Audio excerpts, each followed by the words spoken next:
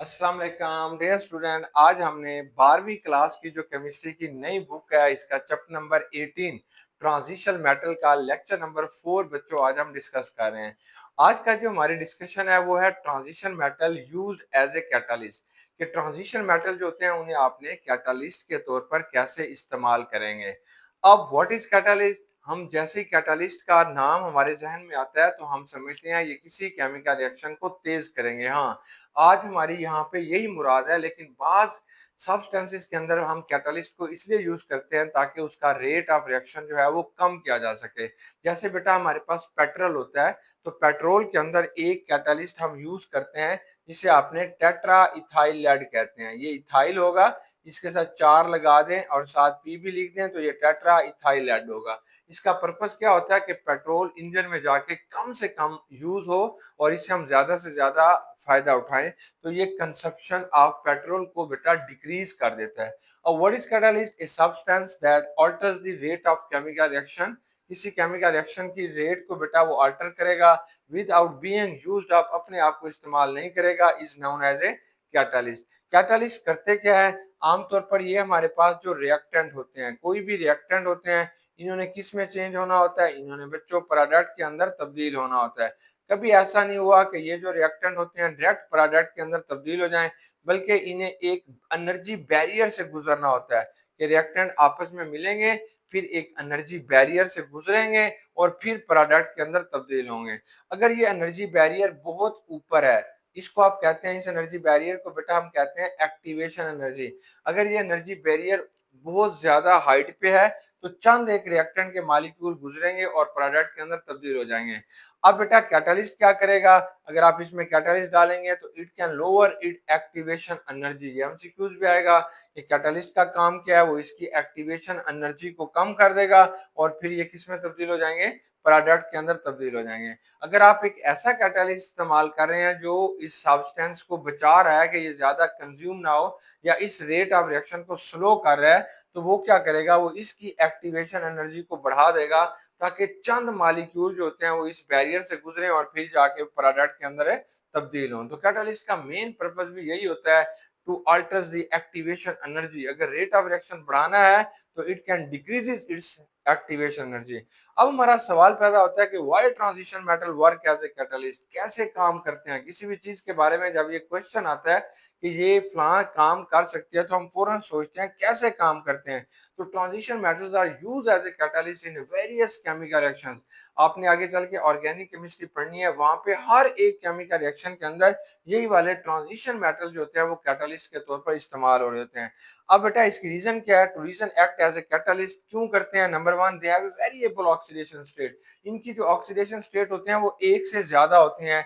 मतलब आपने पढ़ा था जैसे आयरन पॉजिटिव 2 भी था, आयरन पॉजिटिव 3 भी था, किसी के साथ मिलके ये पॉजिटिव 2 के रूप में रिएक्शन कर लेंगे, किसी के साथ बेटा पॉजिटिव 3 में करेंगे, ऐसे they have a variable oxidation state. Number two, presence of vacant d sub shell.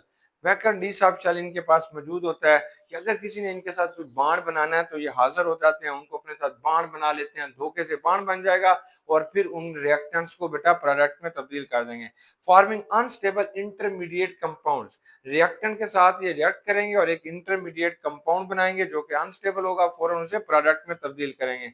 Defect in crystal latus, इनका जो क्रिस्टल लैटस होता है उनमें थोड़ी बहुत डिफेक्ट पाया जाता है, यानी उनकी स्ट्रक्चर थोड़ी बहुत चेंज होती है। वहां पे रिएक्टेंट के मॉलिक्यूल को अपॉर्चुनिटी देते हैं कि आप यहाँ पे फंस जाएं और फिर उन्हें प्रोडक्ट में तब्दील करेंगे। इनकी एबिलिटी होती है to donate electron, ability to activate reactants के, उन रिएक्टेंट्स को एक्टिवेट करते हैं और बेटा बाज का ये सरफेस एरिया भी प्रोवाइड कर रहे होते हैं ताकि उसका रेट ऑफ रिएक्शन तेज हो जाए। आज की जो हमारी डिस्कशन है यहाँ पे हमारे पास दो एग्जांपल्स दी गई हैं। First one is called homogeneous catalysis होगा। इसके अंदर आपने एक चीज देखनी है कि यहाँ पे ऑक्सीडेशन स्टेट जो होगी वो स्विचिंग हो रही होगी और इंटरमीडिएट कम्प्लेक्स बन रहा होगा होमोजीनियस कैटालिसिस के अंदर। ये एमसीक्यूज आपके पास आएगा। अब बेटा होमोजीनियस कैटालिसिस क्या होगा, अगर कैटालिस्ट और रिएक्टेंट दोनों सेम फेज में हो, सिर्फ कैटालिस्ट और रिएक्टेंट दोनों सेम फेज के अंदर होंगे तो सच कैटालिसिस कॉल्ड होमोजीनियस कैटालिसिस। अब इसका की आइडिया क्या होता है कि जो ट्रांजिशन मेटल आयन होता है, can switch between two stable oxidation state, कि ये जो आयरन होगा ये अपने आप को दो ऑक्सीडेशन स्टेट के दरमियान में रखेगा। आयरन पॉजिटिव 2 भी होगा, आयरन पॉजिटिव 3 भी होगा। ये कभी ये इसमें कन्वर्ट हो जाएगा, फिर ये इसमें कन्वर्ट होगा। तो इस तरीके से दो ऑक्सीडेशन स्टेट के दरमियान में अपने आप को ट्रांजिशन मेटल रखेंगे जब होमोजीनियस कैटालिसिस काम कर रहा होगा। अब ये कैसे काम करेगा, देखें how the mechanism speed the reaction, कि ये मैकेनिज्म कैसे करेगा। तो आपने बात को समझना है। सबसे पहले ये जो मेटल आयन होगा, कैटालिस्ट होगा, react with a reactant to form an unstable intermediate, कि ये जो कैटालिस्ट होगा वो रिएक्टेंट के साथ मिलेगा और यहाँ पे क्या बनाएगा, एक इंटरमीडिएट बनाएगा। फिर क्या होगा, ये जो इंटरमीडिएट होगा ये quickly change to form the product, ये फौरन प्रोडक्ट बना लेगा। कैटालिस्ट क्या होगा, दोबारा रीजनरेट हो जाएगा, दोबारा काम करेगा back to its original oxidation state and ready to repeat the cycle, और दोबारा वो काम करना शुरू कर देगा। अब इसकी एग्जांपल देखें, जैसे आपके पास ये रिएक्टेंट होंगे, ये इसके साथ एक आके कैटालिस्ट बन मिलेगा, तो रिएक्टेंट क्या बनेंगे, ये एक इंटरमीडिएट बनेगा जो कि अनस्टेबल होगा। फिर ये इंटरमीडिएट फौरन बेटा किस में तब्दील हो जाएगा, प्रोडक्ट में तब्दील होगा, और फिर दोबारा कैटालिस्ट आपके पास आ जाएगा जो कि अपना काम करना शुरू कर देगा। यहाँ पे जो हमें एग्जांपल दी जा रही है वो है फॉर्मेशन ऑफ एक्रिलिक एसिड, कि आपने एक्रिलिक एसिड को बनाना है, और यहाँ पे जो कैटालिस्ट है वो निकल है। एक्रिलिक एसिड कैसे होगा, ये बेटा आपके पास ये एसिटाइलिन से बनेगी, ये C2 है, ये H2 है, इसे आपने एसिटाइलिन कहते हैं। साथ कार्बन मोनोऑक्साइड का एक मॉलिक्यूल लेते हैं, ये बच्चे हमारे पास पानी होगा। फिर इस रिएक्शन में क्या होगा कि ये जो निकल होगा, निकल इसकी जो ऑक्सीडेशन स्टेट है वो 0 है। निकल ने 2 इलेक्ट्रॉन बच्चों लूज करेगा, तो ये क्या बन जाएगा, निकल पॉजिटिव 2। तो फिर ये निकल पॉजिटिव 2 क्या करेगा, इसके साथ एक इंटरमीडिएट बना देगा, यानी ये आपके पास एसिटाइलिन है बेटा, ये वाली एसिटाइलिन है, तो यहाँ पे निकल आके अटैच हो गया, ये CH आ गया, यहीं पे कहीं पे ये CO होगा, और हमारे पास ये H2 होगा, ये एक इंटरमीडिएट बन जाएगा, सारे आपस में मिल चुके हैं। इसके बाद क्या होगा, it can be change into acrylic acid, तो ये क्या होगा बेटा, ये एक्रिलिक एसिड में चेंज होगा, CH2CH आएगा, C double bond OH, that is called acrylic acid.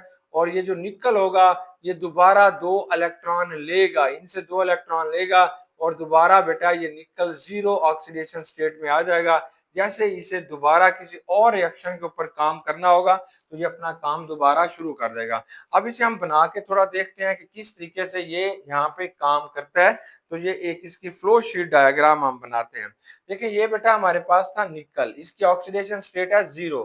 अब निकल ने क्या किया, 2 इलेक्ट्रॉन लॉस किए, तो क्या बन गया, ये पॉजिटिव 2 ऑक्सीडेशन स्टेट बन गई। अब यहाँ पे आपके पास क्या है, एसिटाइलिन, ये एसिटाइलिन है, ये वाली एसिटाइलिन है। अब ये यहाँ पे आपके पास बच्चों ये निकल पॉजिटिव 2 की शक्ल में आके काम करेगा। ये जो निकल पॉजिटिव 2 है ये उस पे जाके हमला करेगा।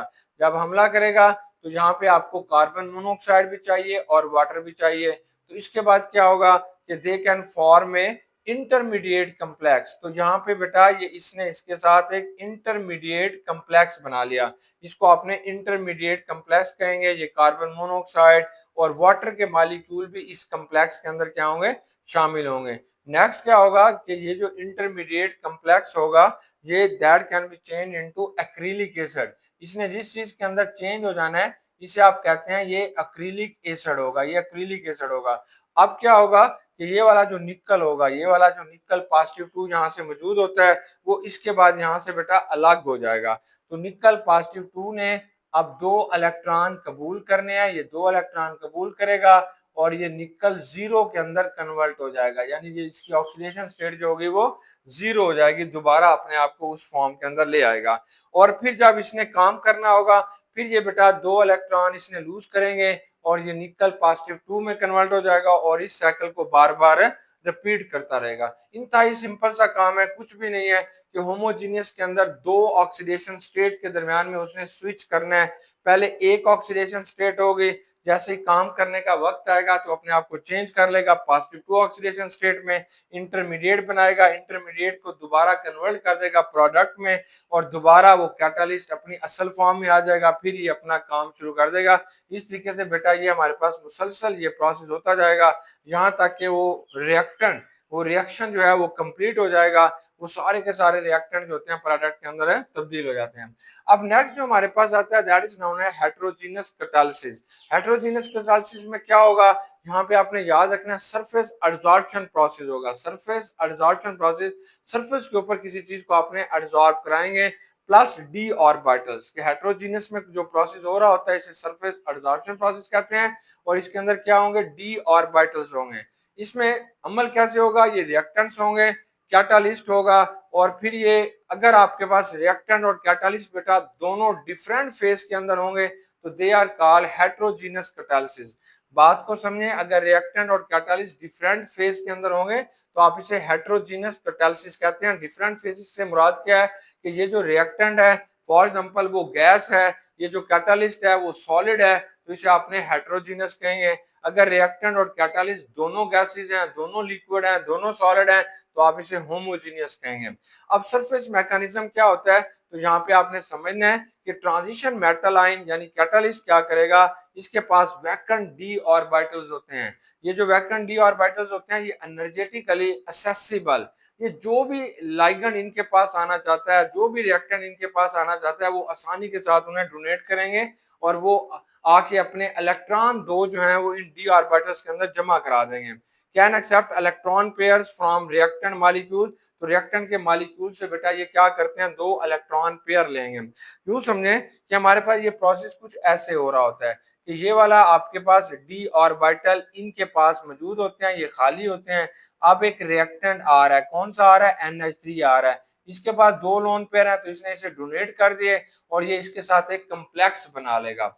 या N2 आ रहा है तो ये इसको दो लोन पेयर देगा और इसके साथ ये क्या करेगा, एक कम्प्लेक्स बनाएगा। अब आपने व्हाट हैपन, ये होता कैसे है, अब आप समझें तो फॉर एग्जांपल यहाँ पे जो कैटलिस्ट आप इस्तेमाल कर रहे होते हैं, ये हम एक फेमस एग्जांपल ले रहे हैं प्रिपरेशन ऑफ अमोनिया, कि अमोनिया कैसे तैयार होती है। अमोनिया को तैयार करने के लिए जिस शख्स ने इस प्रोसेस को पहली दफा इस्तेमाल किया था उसका नाम हाइपर था। हाइपर ने क्या किया, हवा से नाइट्रोजन ली और फिर इसने हाइड्रोजन गैस लिया, दोनों गैसेस को लेके आयरन की मौजूदगी में, ये एक रिवर्सिबल प्रोसेस होता है, इसका रिएक्शन कराया तो it can B form and ammonia, तो इसने क्या बना दी बेटा, अमोनिया बना दी।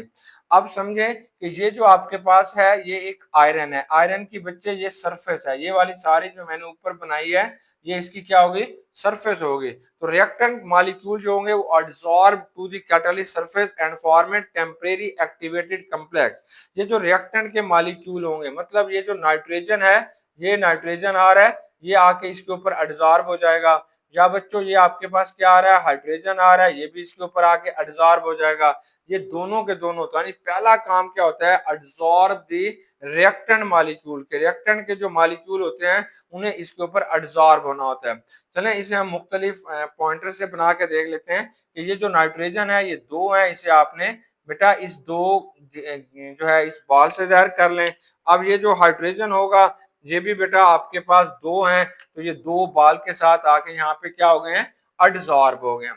जब एडसॉर्ब हो गए हैं तो अब कैटलिस्ट अपना काम शुरू कर देगा, यानी क्या करेगा, इसके ऊपर काम करेगा और ये जो नाइट्रोजन नाइट्रोजन के दरमियान में ट्रिपल बॉन्ड है इसको तोड़ेगा, नाइट्रोजन को नाइट्रोजन से अलग करेगा, ये जो हाइड्रोजन हाइड्रोजन के बॉन्ड है इनको भी तोड़ेगा और इनको अलग करेगा and it can B form. यहाँ पे अब केमिकल रिएक्शन शुरू हो गया है और इसने क्या किया कि यहाँ पे इनको तोड़ेगा और एक एक्टिवेटेड कम्प्लेक्स बनाएगा।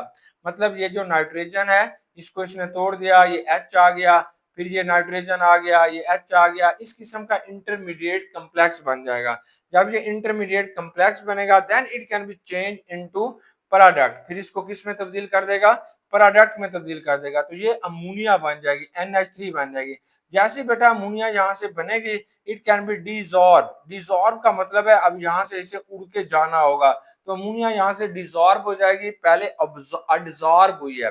पहले पहले ये जो आपके पास रिएक्टेंट के मॉलिक्यूल थे क्या हुए थे, एडसॉर्ब हुए थे, यानी इसके ऊपर बेटा लग गए थे। जब ये रिएक्टेंट प्रोडक्ट के अंदर कन्वर्ट हो जाएंगे तो ये डिसॉर्ब हो जाएंगे। अब अमोनिया यहाँ से अलग हो जाएगी और कैटलिस्ट क्या होगा, दोबारा साइकिल में अपना काम करना शुरू कर देगा।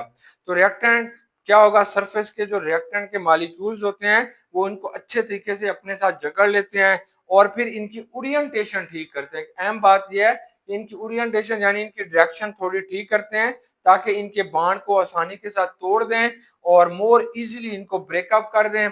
फिर क्या करेंगे, इनकी एक्टिवेशन एनर्जी को कम करते हैं और फिर ये प्रोडक्ट बन जाएंगे और प्रोडक्ट वहां पे डिसॉर्ब हो जाएंगे और कैटलिस्ट दोबारा काम करना शुरू कर देगा। इसकी मिसाल यूं समझे जैसे हमने तंदूर के अंदर या तवे के ऊपर बेटा रोटी बनाते हैं, तो सबसे पहले आटा लेते हैं, उसको तवे के ऊपर या तंदूर के अंदर उस आटे को एक रोटी की शक्ल में लगाते हैं, तो इसे हम कहते हैं एडसॉर्ब करना, कि इसके ऊपर ये लग गया है।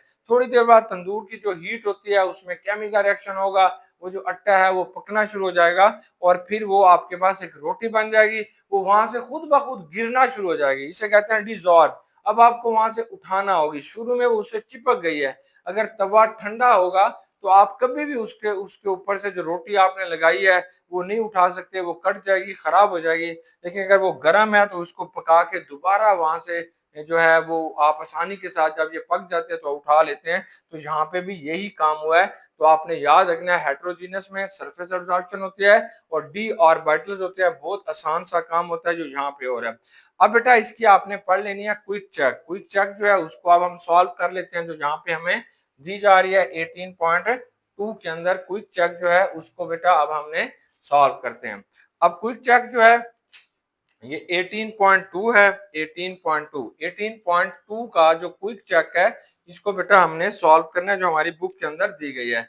इसका पहला क्वेश्चन ये है कि how vanadium can show the range of oxidation state from +2 to +5। कि आपके पास ये वनेडियम है, कैसे वनेडियम +2 से +5 की जो ऑक्सीडेशन स्टेट है वो शो करती है। तो सबसे पहले ये जो वनेडियम है इसके पास 23 इलेक्ट्रॉन होते हैं। यहाँ पे आपने आर्गान लगा देने, आर्गान के पास 18 इलेक्ट्रॉन होंगे। इसके बेटा आपके पास 3D के अंदर जो होंगे ये 23 इलेक्ट्रॉन है। 3D के अंदर आपके पास इसके कितने इलेक्ट्रॉन होंगे, 20। ये 4s के अंदर बेटा इसके 2 इलेक्ट्रॉन होंगे और 3D के अंदर इसके 3 इलेक्ट्रॉन होते हैं, ये 3 इलेक्ट्रॉन हो जाएंगे। 4s के अंदर 2 और 3D के अंदर 3 इलेक्ट्रॉन। अब होगा क्या कि वनेडियम ने पहले पहले ये 2 इलेक्ट्रॉन रिलीज करने हैं। जब ये वनेडियम बेटा 4s के यानी 4s के अंदर मौजूद ये 2 इलेक्ट्रॉन जब लूज करेगी तो इसकी ऑक्सीडेशन स्टेट कितनी आ जाएगी, +2 आ जाएगी। जब इसने क्या किया, 4s के ऊपर मौजूद जो 2 इलेक्ट्रॉन जो थे वो लॉस किए। अब ये 3D के अंदर इसके 3 इलेक्ट्रॉन है, जब ये एक और इलेक्ट्रॉन लूज करेगी तब इसके 3D में 2 बच जाएंगे, वनेडियम +3 हो जाएगी। जब ये एक और करेगी तो इसमें +4 हो जाएगी। अब 3D के अंदर एक आखिरी बच गया, वो जब लॉस करेगी तो +5 बच जाएगी। यूं समझे कि इसके वैलेंस शेल में टोटल 5 इलेक्ट्रॉन है। जब ये 2 करेगा +2, जब 3 करेगा तो +3, +4 और +5 ऑक्सीडेशन स्टेट ये शो कर रहा होता है। नेक्स्ट बेटा हमारा जो क्विक चेक का क्वेश्चन है कि what is the role of ligands in forming a complex ion and what type of bond is form. कि ये जो ट्रांजिशन मेटल होते हैं इनके अंदर अगर कोई बॉन्ड बन रहा है, इनके अंदर अगर कोई कम्प्लेक्स बनता है तो किस किस्म का बॉन्ड होता है। देखिए ये हमारे पास ना कॉपर है, कॉपर के साथ ये अमोनिया एक बॉन्ड बना रही है, ये अमोनिया इज ए लिगेंड, इसने एक इलेक्ट्रॉन ही जोड़ा दिया। ये बेटा दूसरी आपके पास अमोनिया है, इसने भी इसको एक इलेक्ट्रॉन ही जोड़ा दिया। ये तीसरा अमोनिया का मॉलिक्यूल है, इसने भी दिया। ये चौथा बेटा आपके पास अमोनिया का मॉलिक्यूल है, इसने भी दिया। तो अब आप देख रहे हैं कि ये जो आपके पास लिगेंड है ये सेंट्रल एटम को एक इलेक्ट्रॉनिक जोड़ा देते हैं और इसके साथ जो बॉन्ड बना रहे होते हैं that is a coordinate covalent bond. तो ये कोऑर्डिनेट कोवलेंट बॉन्ड बनेगा। नेक्स्ट बच्चे हमारे पास सी आ जाता है। सी इसकी why transition metal use both 4s and 3d electron in bonding while s block element. तो आप बताएंगे कि ये जो s ब्लॉक होते हैं वो सिर्फ और सिर्फ अपना s ऑर्बिटल यूज करते हैं बॉन्डिंग के लिए, लेकिन ये जो हमारे 3D वाले या 3D सीरीज या इसे हम कहते हैं ट्रांजिशन मेटल, 3D सीरीज या ट्रांजिशन मेटल जो होते हैं वो अपने 2 सब शेल बॉन्डिंग के लिए यूज करते हैं, एक 4s करते हैं दूसरा 3D। क्यों करते हैं, तो आप कहेंगे because this both subshell have near about same energy. इन दोनों की जो एनर्जी होती है वो तकरीबन क्या होगी, सेम होगी। जब बॉन्ड बनाने का वक्त आता है तो ये अपने दोनों सब शेल को जो है बॉन्डिंग पर्पस में यूज करते हैं। नेक्स्ट आएगा right the electronic configuration of iron. अब आपने क्या बताना है, ये आयरन होगा, इसकी इलेक्ट्रॉन, इसके पास 26 इलेक्ट्रॉन होते हैं। यहाँ पे बेटा आपने आर्गान लिखेंगे, ये आर्गान आ जाएगा। फिर आपके पास यहाँ पे 4s में 2 इलेक्ट्रॉन है और 3D के अंदर इसके कितने इलेक्ट्रॉन होंगे? 20 और 6 26, 6 इलेक्ट्रॉन इसके अंदर हो जाएंगे। अब बेटा आपने इसकी ऑक्सीडेशन स्टेट +2 और +3 बनानी है। अब जब ये दो इलेक्ट्रॉन सिर्फ s वाले दो इलेक्ट्रॉन लूज करेगा तो इसकी ऑक्सीडेशन स्टेट +2 हो जाएगी। जब ये 3D से एक इलेक्ट्रॉन बेटा लॉस करेगा तो इसकी क्या हो जाएगी? +3 हो जाएगी। और यही वाली इसकी प्रॉपर्टीज होती हैं ये होमोजीनियस कैटालिसिस के अंदर आप यूज करते हैं, क्योंकि ये ऑक्सीडेशन स्टेट को स्विचिंग कर रहा होता है और रिएक्शन इंटरमीडिएट बना रहा होता है। अब हमारा लास्ट क्वेश्चन है ये क्विक चेक का कि why properties of transition metal enable them to use as a homogeneous and heterogeneous, कि ये जो ट्रांजिशन मेटल्स होते हैं ये होमोजीनियस और हेटेरोजीनियस कैटालिसिस के तौर पर कैसे इस्तेमाल होते हैं? तो होमोजीनियस कैटालिसिस के लिए इसलिए इस्तेमाल हो रहे होते हैं because they can be switch there oxidation state, ये अपनी ऑक्सीडेशन स्टेट को बदल सकते हैं और ये इंटरमीडिएट अनस्टेबल इंटरमीडिएट बना सकते हैं। हेटेरोजीनियस में इसलिए इस्तेमाल होते हैं क्योंकि इनके पास सरफेस एब्जॉर्प्शन का एक फिनोमिना होता है और they have empty D orbitals, तो इनके अंदर बेटा डी ऑर्बिटल्स जो होते हैं वो खाली पाए जाते हैं, जिसकी वजह से ये हेटेरोजीनियस के अंदर भी कैटालिस्ट का काम करते हैं। डियर स्टूडेंट, उम्मीद है कि आज की डिस्कशन आपको समझ आ गई होगी बेटा। बेस्ट विशेस, गुड लक, अल्लाह हाफिज़।